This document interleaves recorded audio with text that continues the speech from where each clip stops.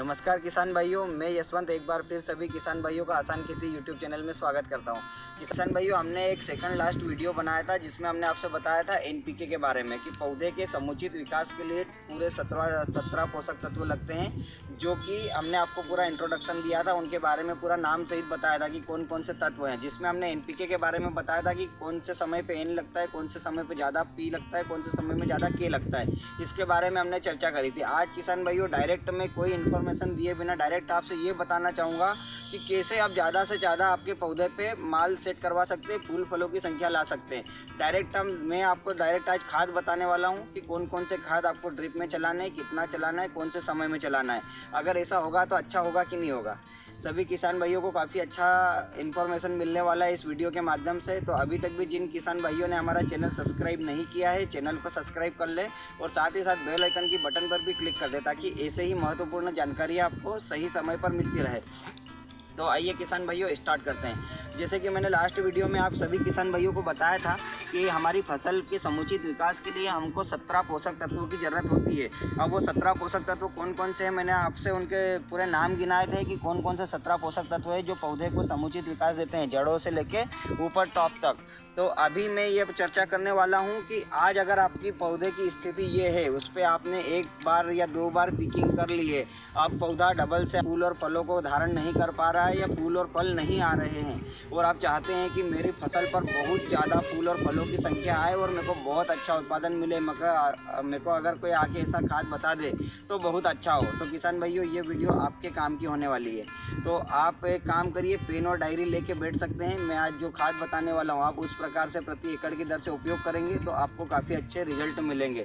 किसान भाइयों, यह सिर्फ एक जानकारी है, कोई रिकमेंडेशन नहीं है। अगर आप इसका उपयोग करना चाहते हैं तो अपनी सूझबूझ के साथ में करें। हमने इसके उपयोग किए हैं, हमको काफ़ी अच्छे रिजल्ट मिले हैं। कई किसान भाइयों ने इसका उपयोग किया है और उनको रिजल्ट अच्छे मिले। तो आप भी आपकी सूझबूझ के साथ में रिजल्ट देखें, उपयोग करें और फिर हमें कमेंट बॉक्स में कमेंट करके बताएं कि सर हमें भी काफ़ी अच्छा फ़ायदा हुआ है। तो सबसे पहले आप लिख सकते हैं यूरिया, जो हमारे घरों में रखा हुआ मिल जाता है। देखिए, मैं आज जो भी आपको खाद बताने वाला हूँ, कम से कम खर्च में ज़्यादा से ज़्यादा उत्पादन मिले।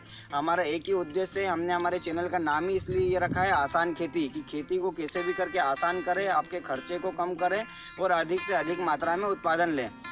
हमने अभी तक आपसे जितने भी प्रोडक्ट शेयर किए हैं मार्केट के कंपैरिजन में, या तो उनका कीमत कम है या फिर रिजल्ट एक्सीलेंट है, उसी प्रकार के हम प्रोडक्ट शेयर कर रहे हैं। कुछ किसान भाइयों के कमेंट भी आए थे कि आप सिर्फ एक ही कंपनी के प्रोडक्ट रिकमेंड कर रहे हैं। तो देखिए, उसका रीज़न है कि वो मार्केट में नए हैं, साथ ही साथ उनके रिजल्ट एक्सीलेंट हैं। तो इस कारण से हम वो प्रोडक्ट शेयर कर रहे थे। आने वाले समय में और भी कभी दूसरे अन्य कंपनियों के प्रोडक्ट भी आते हैं जिनके रिजल्ट अच्छे हैं, प्राइस में भी फिट है, तो हम वो भी आपके साथ शेयर ज़रूर करेंगे। तो अभी खाद की चर्चा करते हैं, जो कि आपके घर में रखे अधिकतर मिलेंगे, कुछ आपको मार्केट से परचेस करने पड़ेंगे। तो आप लिखना चाहें तो लिख सकते हैं।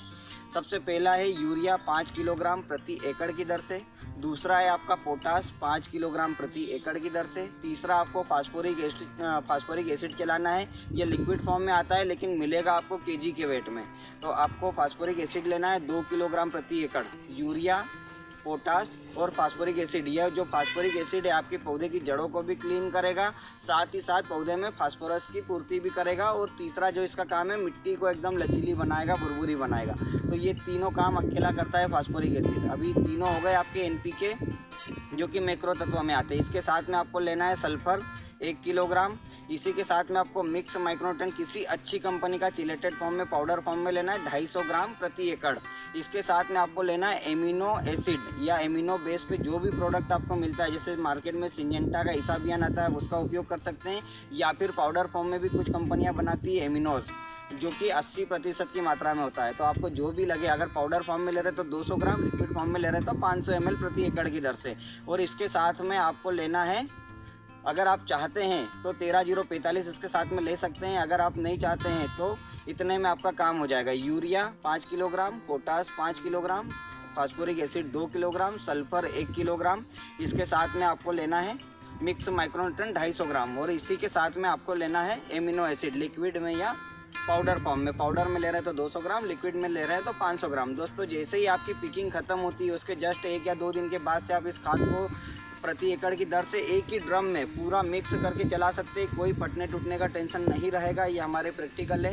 आप एक ही ड्रम में पूरे खाद एक साथ मिलाकर इसको अच्छा सा घोल के 2 या 3 टंकी का सॉल्यूशन बना के आप इसको प्रति एकड़ की दर से चला सकते हैं। तो आपको इसको काफ़ी अच्छे रिजल्ट मिलेंगे। हाँ, इसको चलाने के लिए जैसे ही आपकी पिकिंग ख़त्म हुई उसके जस्ट 1 या 2 दिन बाद से आप इसको चलाएंगे, फिर 2 दिन की गैप देंगे, फिर तीसरे दिन चलाएंगे, फिर 2 दिन की गैप देंगे, फिर तीसरे दिन चलाएंगे। ऐसे करके आपको 3 से 4 बार इस खाद का उपयोग करना है पिकिंग के बाद में। इसके बाद में आप अगर आप 1 रुपये का भी खाद ड्रिप से नहीं देंगे तब भी आपका एक पिकिंग पूरा तैयार करके रख देगा ये। और कॉस्ट काफ़ी कम आने वाला है। जो अभी तक आप जितना भी खर्चा कर रहे थे उससे कई गुना कम आपका कॉस्ट हो जाएगा और रिज़ल्ट जो प्रोडक्शन आएगा, उत्पादन आएगा, काफ़ी गजब का आएगा किसान भाइयों।